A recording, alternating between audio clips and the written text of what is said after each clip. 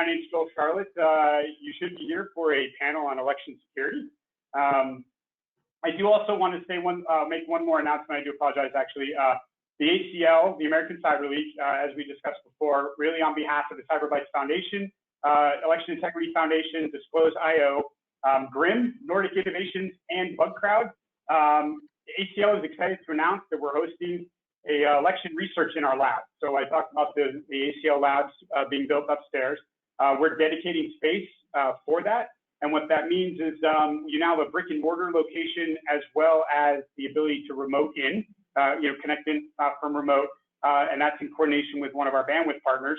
And that allows, as I mentioned, both remote access and on-site access to conduct conduct research around the national election system and hoping to secure that. So we're super excited to announce that and look forward to that relationship with everybody involved. So since we are here to talk about elections, let's do that, right? So on the election side, I don't, just as the intro here, really, they're the cornerstone of a democratic society, right? So they really represent the people's ability to have a say, right, in a peaceful transition of power. And so for this, there has to be trust in the system, and I think we'll talk a little bit about that today.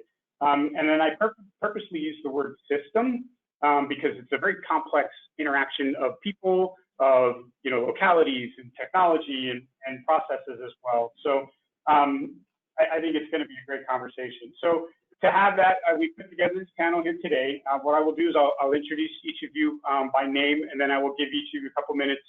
What I'd like to do is introduce all three of you first, and then I'll go to Bob, who I kind of feel like a big brother, like the government guy is actually on the computer screen behind me. So it's kind of fun here, but we'll introduce you, and then I'll give everybody about 2 minutes or so to just kind of give everybody an idea of who you are and really kind of how you got here today, right? So first panelist today is Assistant Director Bob Kolasky.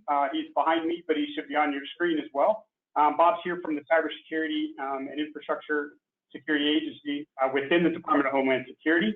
We have Dan Percico here. Dan's the Chief Information Officer for the Virginia Department of Elections. And last and certainly not least, we're joined by Harri Hursti. He's the board chairman of the Election Integrity Foundation and a founding partner of Nordic Innovation Labs. So again, Bob, I'll turn it over to you as sort of the first, introduce yourself if you wouldn't mind. Just take a couple minutes, and then what brought you here today? How'd you get to where you are? Okay, is that a literal question? I'm actually not there, so that's easy. So I walked down my stairs and I'm in my basement. So anyway, I'm Bob Kolasky, as you just mentioned. Thanks for having me. I'm an assistant director at the Cybersecurity Infrastructure Security Agency. I run the National Risk Management Center, which does analysis and planning around things that we consider the biggest strategic risks to the nation's critical infrastructure, working in collaboration with public and private partners. And one of our top priorities, if not our top priority, is election security and the work that we're doing through our election security initiative to support state and local election officials and work with the broader election ecosystem to include the social media companies, the private vendors who provide infrastructure to state and local election officials in the interagency to secure elections. Our job first and foremost is to stand behind the state and local election officials, including Dan, make sure that anything the federal government has in terms of tools or information or other ways that we can support bringing together the election community, we're doing that in the face of a national security threat to our elections and adversaries who are interested in causing harm. So we take that very seriously and have a structure and some priorities. I'm looking forward to talking about them. Great, thank you. Dan, turn it over to you. Thank you. I'm Dan Percico. I'm the Chief Information Officer for the Virginia Department of Elections. Our main goal in day-to-day operations are to support all 133 localities within the Commonwealth of Virginia to ensure that we have consistent, safe, secure elections across the board. I've been in this role for a little over a year and a half, and I'm coming up on, this is my 7th election in a year and a half. We have quite a few elections in Virginia, local elections, special elections, and then the bigger one that's coming up, federal election, mixed with some local ones as well. One of my main goals and responsibilities within the agency is to ensure that we are providing technology solutions to the localities that are safe and secure, and that has been one of the bigger challenges of our agency since 2016. And I can tell you that our agency's top priority is ensuring security and to instill voter confidence across the Commonwealth. Great, thank you. And Harri. Yes, my name is Harri Hursti. I'm a co-founder of Voting Machine Hacking Village at DEFCON, co-founder of the Election Integrity Foundation, which is non-profit, and founding partner on Nordic Innovation Labs. I'm a hacker. I was retired when I was introduced to the problem of voting machines. I had no interest whatsoever. And when I was trying to be intrigued to look into this, I couldn't believe what I heard. And I said, I don't believe you guys, you had something wrong. I'm also not easy, goodbye. It took a year to persuade me to actually take a look. And then it was actually this machine in Tallahassee, Florida, which was the first hack done for a election machine in use in a test election, which was programmed by Ian Chancellor, who was the election official running Lane County, and how we showed by simple modification in a memory card, you can make this machine report fraudulent results. What has been driving me in this area is to make sure that people are informed and get the facts and understand the realities of what are the real situations in security and how to mitigate against. Because saying it's broken doesn't help if you don't know how to, what do you need to do to remedy and mitigate against the vulnerability of discovery. But first you have to admit the truth. First you have to understand what are the risks, what are the vulnerabilities, how the bad actors, how the threat actors can use it, and how we have had the threat model wrong in the US for the elections. So really, when we started Voting Village, it was not to prove that voting machines can be hacked. We knew every single machine in the room can be hacked. I was shocked how quickly it happened. For the first time, we had the first machine hacked in 20 minutes by a person who had never been seeing voting machine before. So that was really giving, even to me, a shock that how quickly it was. But this is all about making sure that we all get an understanding. And what Jewel said in the beginning, elections are about transparency. The winners will always accept the results. In order to have a peaceful transition power, we have to have evidence and proof that the election was conducted free and fair, and the votes are true representation of the people's will. So otherwise, the losing parties will not allow peaceful transition power. So this is all about how to make elections secure, safe, evidence-based everywhere in the world. America is not alone in this problem. We are just one of the countries here. Great, thank you. Great introductions and a great wealth of knowledge here. So I want to jump into, I say my first question, but I guess it would actually be my second, right? So, and really the topic I want to cover is information sharing. And Bob, I'd like to throw this question over to you first. I know, CISA has a strategic plan called Protect 2020. And I was hoping that you could provide some insight into Protect 2020. Specifically, who are the major stakeholders and how does it facilitate information sharing among those stakeholders? Sure. So Harri just said something that I think is important just in general, which is confidence in the process and confidence in the integrity, sanctity, security of the process for the voter. And ultimately, at the end of the day, a successful election is if American voters go to vote and their preference through the Electoral College or whatever election they're doing, a state election, is referenced in the certification of the election results. And that's really important. The reason I start with that to answer your question about Protect 2020 is Protect 2020 is something we published publicly to highlight our work to give voters, among other reasons, to give voters confidence that we are as a U.S. government, as a community, working closely together to support state and local election officials in that. Protect 2020 available on our website is a strategic plan that lays out activities, lines of effort we plan to take throughout 2020. We are getting to the point where 68 days away from election day, where 68 minus 45, we're 23 days away from voting starting overseas. We are 100 or so days away from the results of the election being certified by the Electoral College. So a lot of these actions, that's a long way of saying a lot of these actions have been taken and have driven what we've done. At the end of the day, Protect 2020 had 4 lines of effort, with information sharing being really important parts of it. The 4th line of effort is putting together information to support the other 3 lines of effort. So putting together information to give to state and local election officials, election vendors, establishing relationships so that information flows, so that network defenders, people on the side of having to deal with vulnerabilities that exist, have to deal with potential incidents, have the information they need and processes are established. Then there are a couple other lines of effort related to information to social media, working with social media, thinking about foreign interference, media, so that amplification of false narratives, misinformation, disinformation, malinformation, some of what we've seen globally, we are sensing that and we're trying to build resilience for the American citizen, American voter. And then the final line of effort is to support campaigns and the political actors with information to ensure that they're doing what they can to secure their systems. So information sharing is key, right? It's getting the best available information in the hands of somebody who can do something with that information to make a security decision or to build resilience. I would like to sort of pivot to what is that information that gets shared? How does it get shared? It's an aggregation of information that some of which the US government collects, intelligence. You know, we do a lot more intelligence collection around foreign threats to our elections than we were doing in 2016.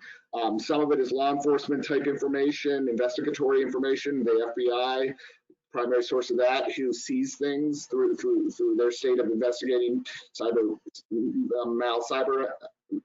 actors with malice, with malintent. And then a lot of it comes from people like Dan and state and local systems who see anomalies on their own systems, see attempted activities, attempted scanning activities, spear phishing attempts. I'm not saying, Dan, you do, but you know, things that you could see in an election system, and then working with the vendors and working with others on vulnerabilities, you know, translating what we know to be software vulnerabilities in one system to understanding if those things are being used on election infrastructure. So that's another source of information. And then finally, you know, we have a pretty robust relationship with the private sector threat information vendor community, who oftentimes are engaged by entities to look at some threats, and you know, they're seeing things that perhaps the intelligence community doesn't see because of, you know, limits in what we collect in our focus. So there are lots of rich sources of information. What's important there is the information, it's not a one-way thing, right? The information can come from the federal government, can come from overseas, or it can come from a county election official, or it can come from something that we're seeing through the kind of testing that gets done in Vote Village and about vulnerabilities and things like that. Let's aggregate that, let's put it together, and let's get it in the hands of people who can use it. We've set up information sharing and analysis center, the elections ISAC, or which 3,000 state and localities are members of. So that's the primary conduit to get it in the hands of the state and local election officials. And, you know, we as a federal government are constantly trying to get what we see out. Again, we did a classified brief yesterday with a number of state and local election officials where we gave the latest in terms of what we saw as threats to 2020. We even did a meeting with the media yesterday where we talked to media off the record about some aspects of the not off the record, but not attributed, some aspects of what we're seeing from a threat environment. So I think we put in place the structures and processes, and we do a lot more collection, so we see a lot more than we used to, and it's been driving security decisions. And I think you bring up a lot of good points, and Dan, I'd like to toss it kind of over to you, right? So you know, it's a two-way. You know, as Bob said, it's kind of a two-way street, right, with the information flowing back and forth. So related to information sharing and in your capacity, what's your role in that? Are you just a conduit? Are you actually providing information back, or how does that work? So we're participating in quite a bit of bidirectional communication between the localities, the state, not just my agency, but we work with the Virginia Fusion Center through the state, which is an entity of state police. We work with VDEM, the Virginia Department of Emergency Management. Then we work with our partners such as CISA, FBI, and then some private sector entities that are funded through DHS, such as the Elections Infrastructure ISAC and the multi-state ISAC, Information Sharing and Analysis Centers. And the idea is that we're able to receive information, disseminate it as appropriate, also provide feedback on different things, as Bob mentioned, like if we see nefarious activities, we're able to report it, analyze it, send it up for more intel analysis and things of that nature. And that's been crucial in ensuring that we maintain the security posture that we're looking to achieve, and that, again, going back to voter confidence, that is there. Without communication, if everybody's working in silos, it does not help with our ability to get ahead of the threat actors and also ensure that voter confidence to the public. So sure. It's been very important, and partnerships are everything, and we have a lot of great partners, and it's getting better every day.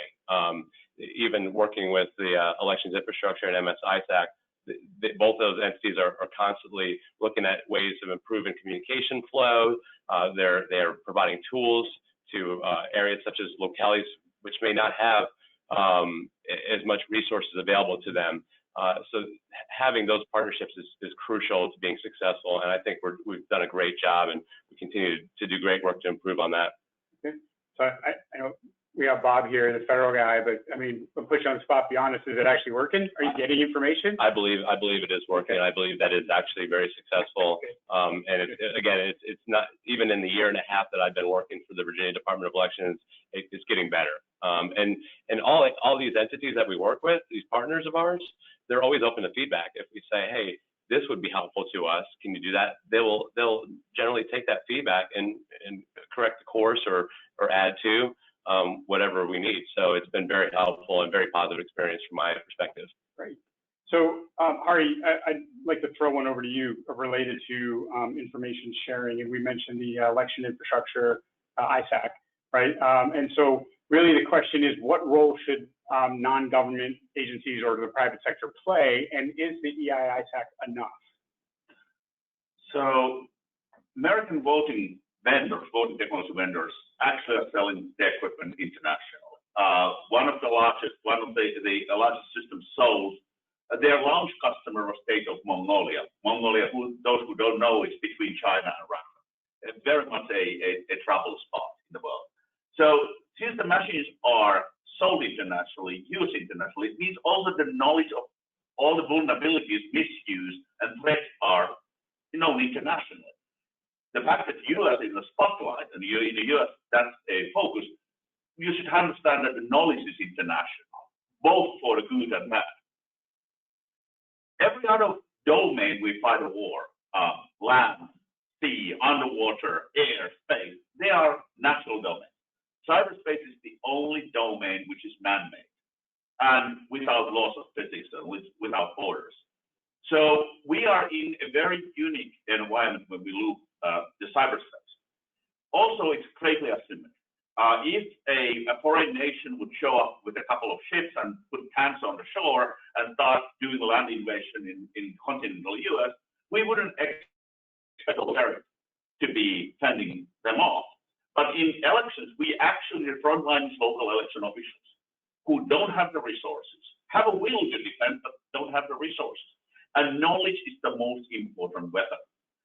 So there is no such thing of oversharing information right now, because the people in the front line have to have the knowledge what is happening, what is the front line looking at, what is the war we are fighting. And again, the other part is that in the US, and this is a criticism, how right now when the election vendors and the private sector vendors in this have been starting to do the first baby steps, 30 years behind the curve of other industries, it's pre-qualification, NDAs, all of that. That is part of my friend's shit. That doesn't work. Before DEFCON, I was contacted by a foreign national working not living in the US, who had accidentally got information very relevant about United States, an actual out in the wild bad thing. And only thing he wanted to do was the right thing. He wanted this to be not buried and not covered up, but get to the officials. get it to the US government entity so that it will be addressed. It was really painfully difficult. And this person told that he had tried to be person with the IAA, he was being asked to sign an NDA. Said, well, I don't even want to tell my name or my home country. I just want to pass this information. And eventually this guy had said, what do you want? Do you want me to sell this in the dark market? If you know, I want to do the right thing. So eventually I got that information at DHS and it gets addressed. But it shouldn't be this difficult. We should have there's the whole world out there. There are a lot of people who want to help because they're not helping only us, they're helping their own country because the technology is borderless. And we are in this cyber war together. So we really have to find a way to how to harvest the information, and non-governmental entities are very much needed in this because you have to have a way to shield the people, have to, in order to leverage all the information available, and also get those who are benefiting us, those who are knowledgeable, who want to work for free, for good, make them to be easier for them to work and create more good. Yeah, that's great. And I agree. I think the nonprofit side or the non-government agency, right, it seems like the right kind of place to do that, right? Particularly since, you know, nonprofits not interested in making the money, usually can build good relationships with government and with the commercial side, right? So and again, same voting machines which are electing president in France are electing president in swing state United States. Right. They are actually same machines with same software. Right. And you can still validate the information too in a nonprofit, right? So I mean, we still have the ability and the knowledge to do that. So great points. So what I'd like to do is maybe switch gears here a little bit, talk about some of the challenges and or threats, right, associated with, again, the election system as a larger system. The first one, I think, is probably a hot topic, one that is probably still on everybody's mind from 2016, and that's the mis and disinformation, right? And so, as I mentioned, we know in 2016, it's kind of a fact now, right? I mean, I don't think there's anybody that denies that. There was some outside influence on our elections. I think we're probably expecting it this time. So really, and I'm also going to say we presumably learned from that experience, right? So what I'd like to do now is let's talk about the steps that your specific organizations have taken to really help counter that, right? And so, Dan, I'd like to start with you first. Absolutely.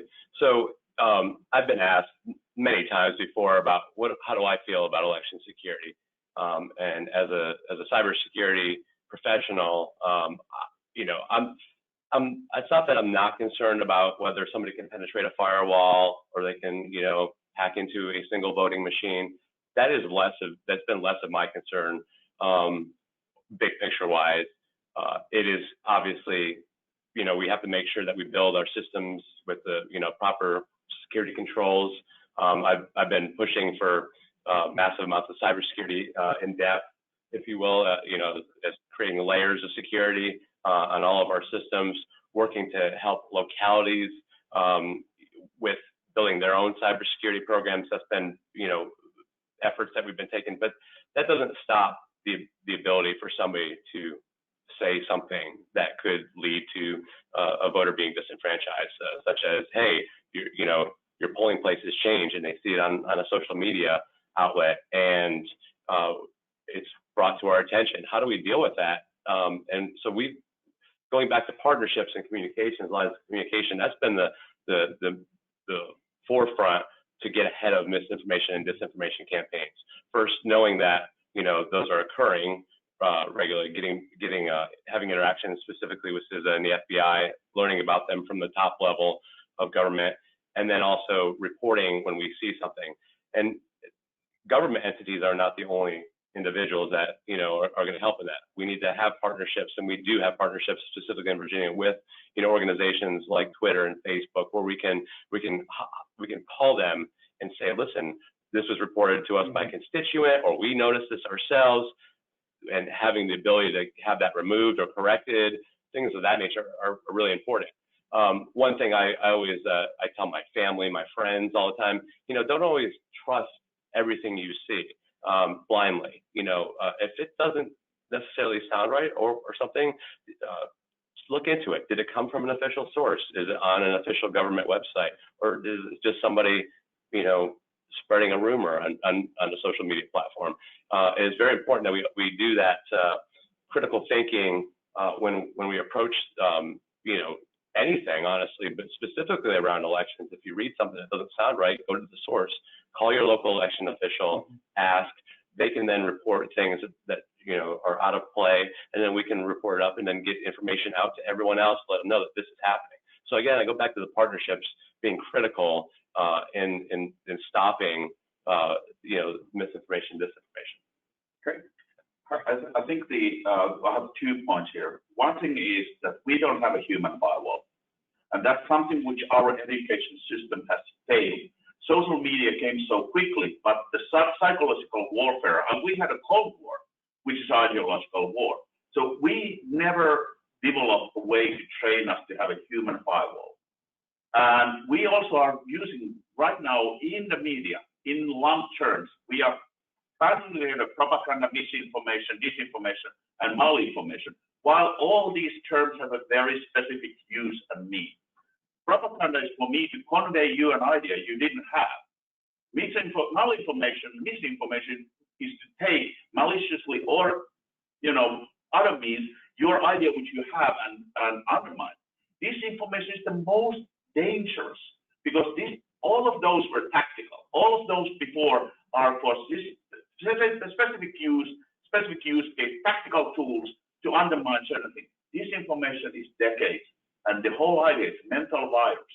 The idea is to destroy your frame of reference, prevent you to any more tell right or wrong, up and down, destroy your capability of any more getting in new information, validate. So we really need to have a human firewall, develop that program to protect our young, because if you look the intelligence agencies and how coup ethos has been manufactured, what have psyops, we know already that most of the people who get disinformation virus to your head, that generation is lost. You cannot anymore cure it. You are permanently damaged good in mental state and in cognitive state. We need to make sure that doesn't happen in the young ones.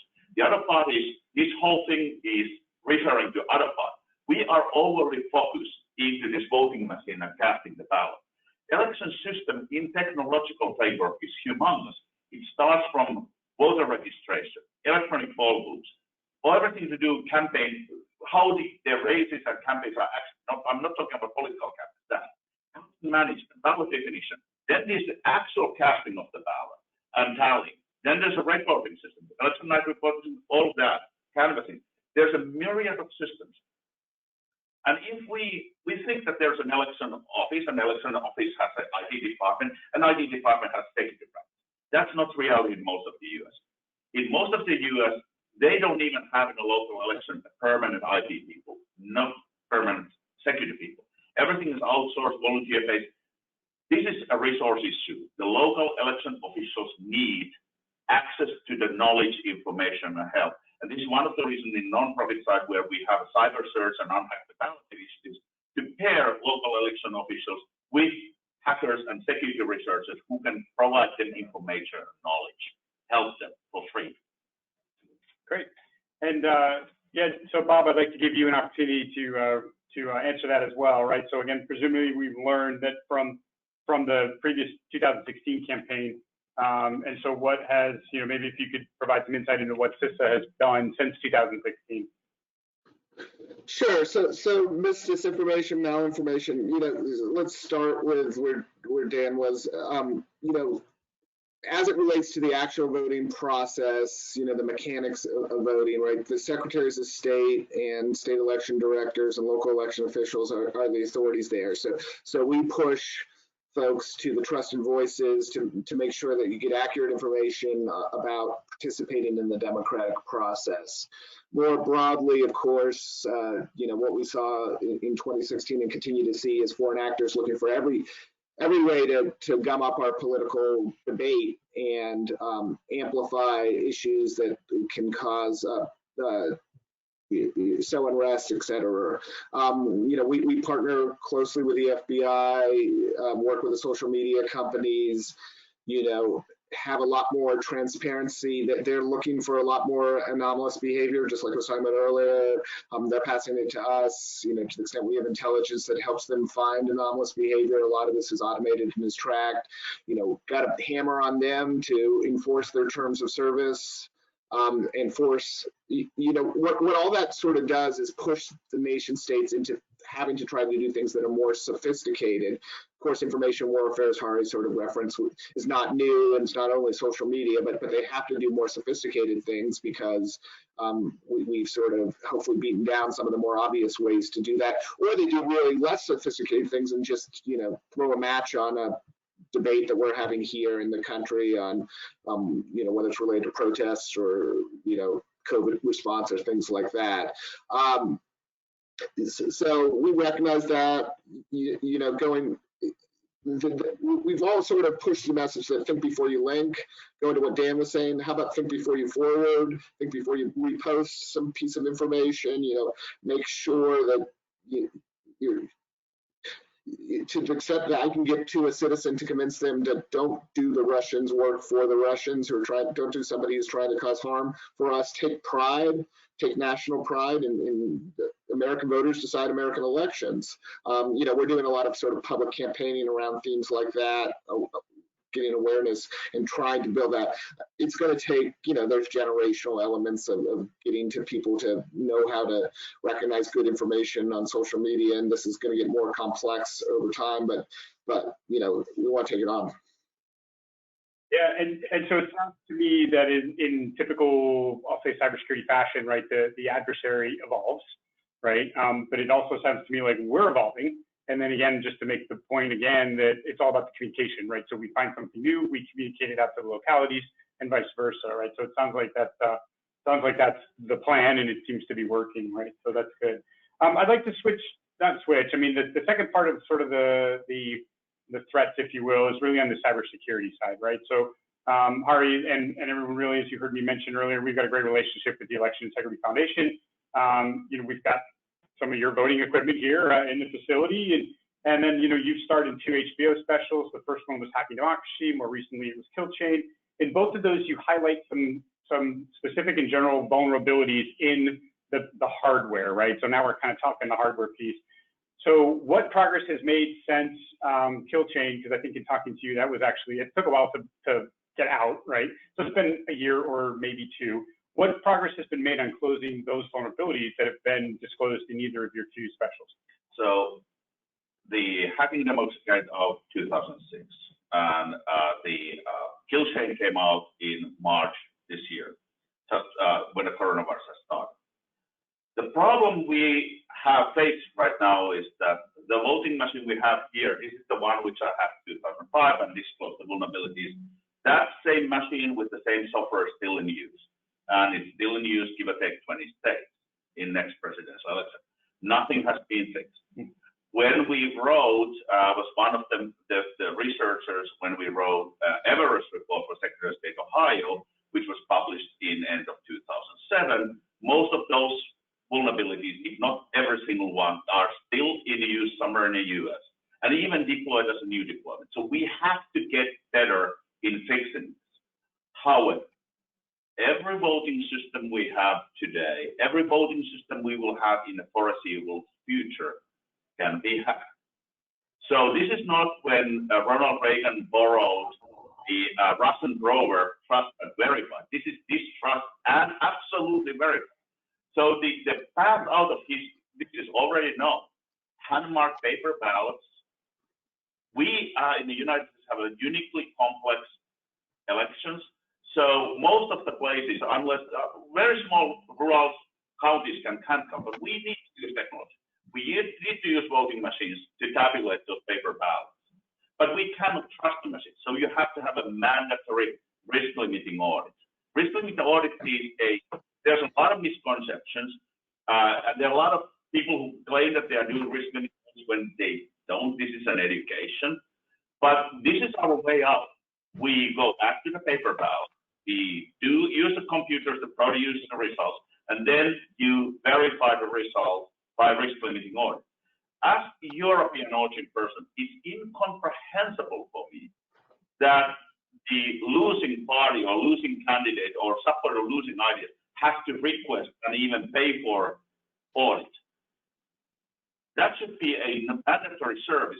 It will increase the voter confidence, trust, because risk and audit can be performed in front of all the people, and it's a very simple process, very simple way. It can be public meeting.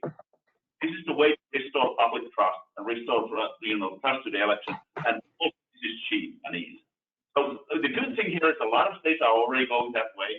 We are fixing this problem, and hence when we have this kind of panel, one thing, no matter where you are in the world, nothing here should be discouraging you from voting.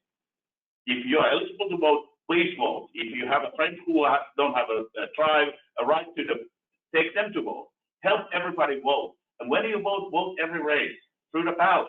Don't just vote in a top race and leave everything else. Participate. Democracy is all about participation. Very important that we participate. And if you care, become a poll worker, because poll workers are getting older and we need more technologically savvy, younger people to help people to vote. This is the way, especially in the coronavirus, because a lot of the poll workers are elderly, less vulnerable population, we need to step in and help other people to vote and shorten their lives.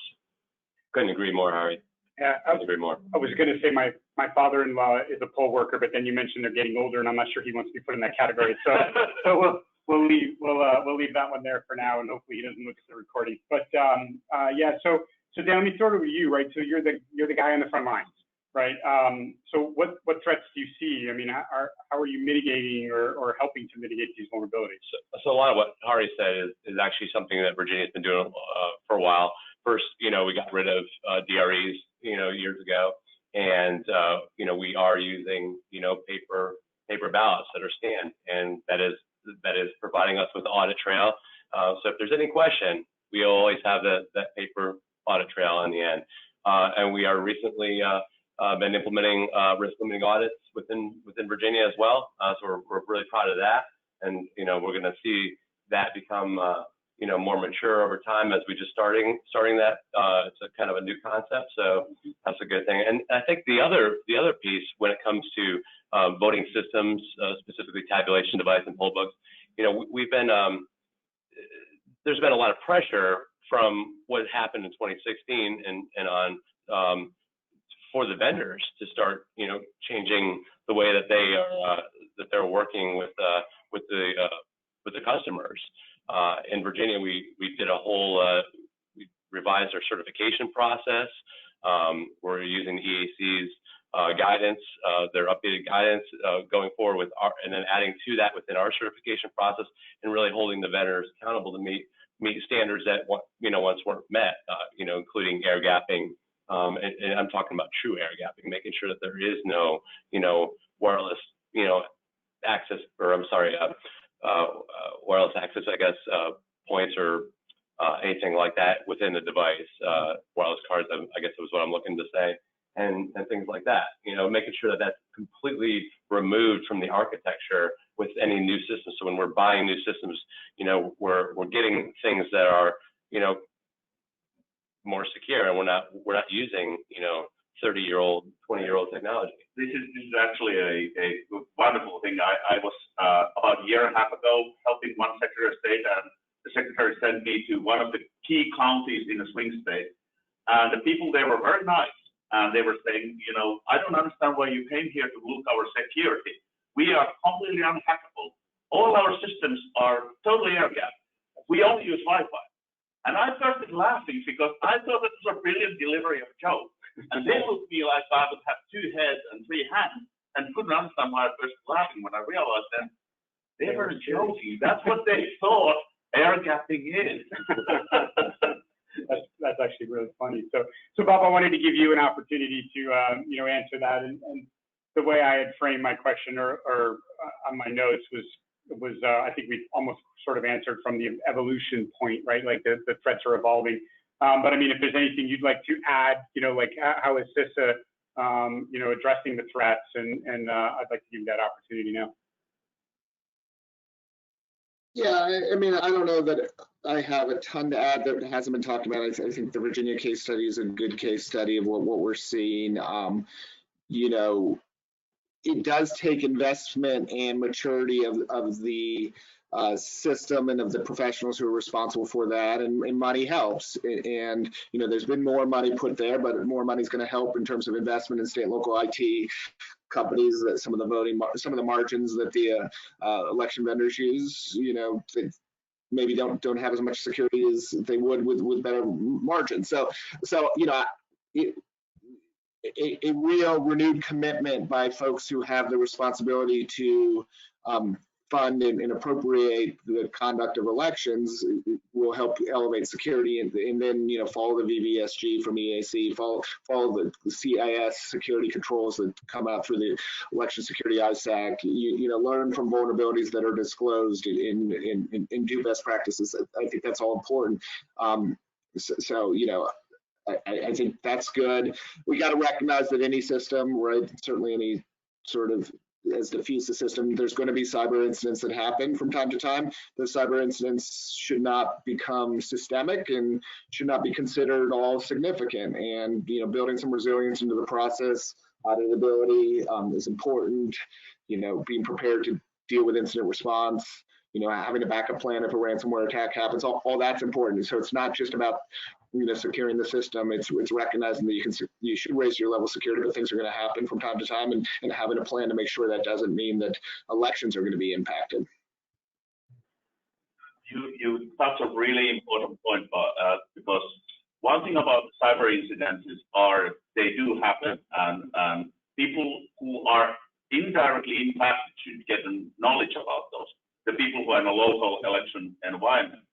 And one thing what I'm finding disturbing is that it seems to be that because of the embarrassment, we have a lot of incidents which have a very widespread long-term impact, which the local election officials should be aware of, so that they can understand the landscape. And we really should get better of getting past our embarrassment and start reporting publicly what has happened, so that people will know. Because again, it's only embarrassment.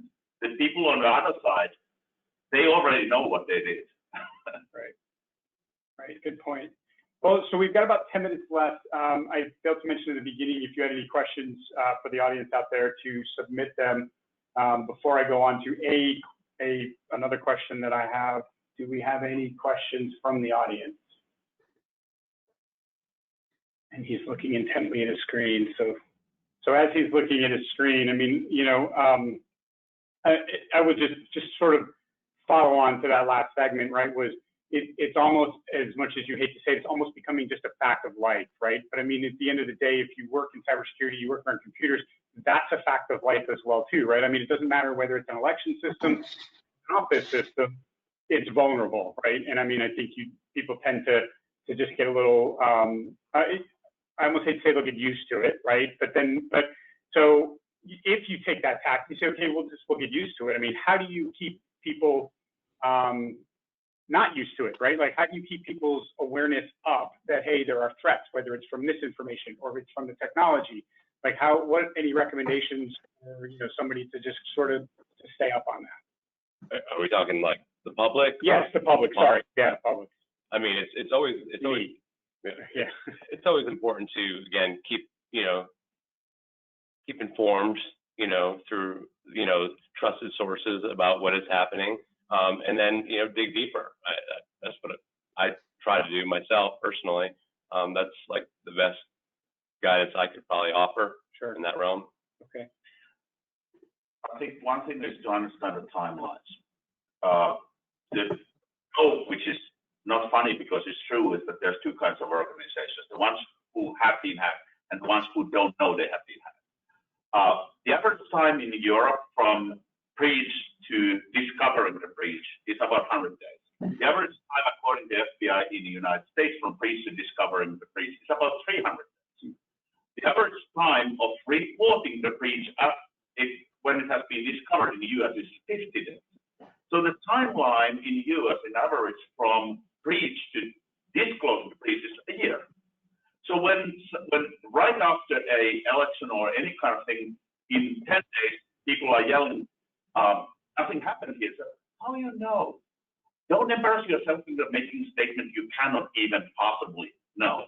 So we have to really get into a place where we are acknowledging the realities of the world. And then by admitting the realities, we can be better prepared, we can better work with that, and again, this embarrassment. And in the whole idea area, this is in every IT system. And then again, when we are looking the mental place, with the social media, we are all isolated by the algorithms to our own thought bubbles. We humans, we are biased. We are like, if there's something we agree, we are kind of liking. That's why advertising is working better. Now, the fact that you like something doesn't make it true. And that's what we all have to go against our own confirmation bias and learn critical thinking. Just because I like it, it doesn't make it true. That's because it agrees with my beliefs doesn't make it true either. You have to be able to question your own beliefs and your own comfort bubble and say, do I really, is this true? Or am I just agreeing with it because I like it? Should I be thinking this a little bit more and dig deeper, as you say? Have to dig deeper in technology in our own heads. Always seek the source of truth. And be wary of somebody else's source of truth. Right. Good points. Bob, I don't know if you had anything you wanted to add there.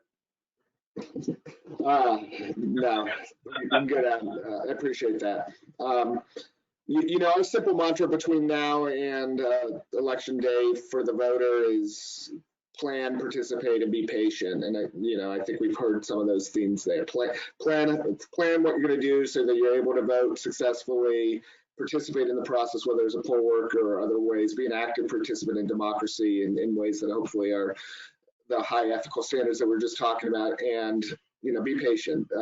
It's a complex electoral environment, and we have a pandemic going on, and we have changes in voter trends of how people are going to vote, and let's be patient on the results so that we have faith that finally, and who gets sworn in or who does the job is the person that the American people elected. So I don't think we have any questions.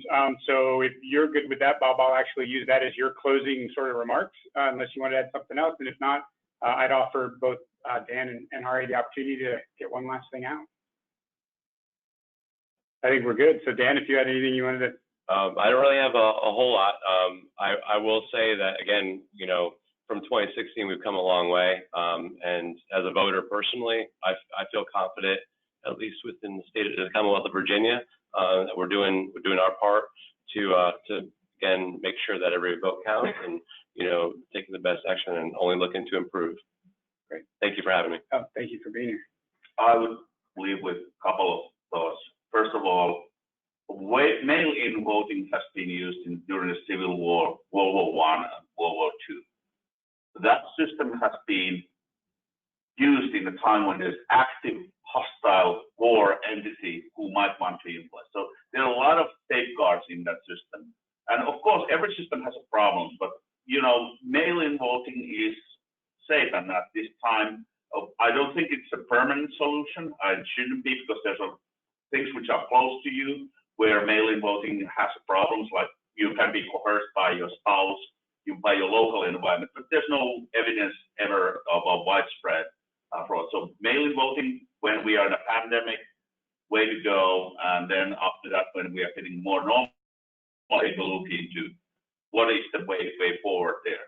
And in whole, we are improving the election security. We are getting better. And there's a long way to go. Number of states who have been implementing good risk-limiting audit, it has taken 7 to 8 years to get it right. You cannot turn the switch and say this works for us because it works for another state. Because every regulation, every state laws are different, state process, everything needs to be customized to that state and their laws. And sometimes the laws need to be a little bit tweaked here and there in order to facilitate this. But there's a lot of good movement, good progress. So I think the important thing here is that while this needs to be published and we need to talk about these things are real problems, the voter confidence itself, and voters should be rest assured that there's a lot of work done. to make this better. And new threats will emerge. We will see things in our lifetime, new threats we cannot even imagine today. And then we need to address that too. So with that, thank you for having me here. Yeah, thank you. So, and I would like to say thank you to all of our panelists today. We've had Bob Kolasky, Assistant Director from CISA. Next to me is Dan Percico, the CIO for the Department of Virginia, or the Virginia Department of Elections, and then Harri Hursti of Election Integrity Foundation and Nordic Innovation Labs. Again, Joel Charlotte with Cybersecurity Foundation. We appreciate everybody taking the time to check out the webinar today. As I mentioned earlier, a recording of this will be up on YouTube here shortly. If you have any questions, want to get a hold of us, info@cyberbytesfoundation.org is the best way. Thank you. Thanks.